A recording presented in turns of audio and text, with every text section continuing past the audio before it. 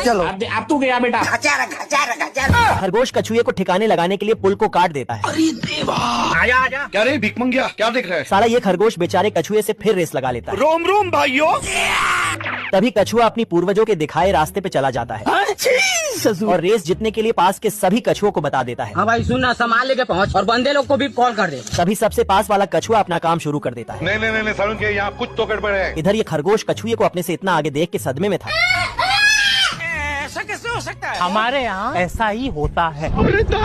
तभी ये खरगोश इसका खोल उड़ा के चल देता है, पर कुछ ही दूरी पे दूसरा कछुआ इससे पहले आगे आ गया होता है।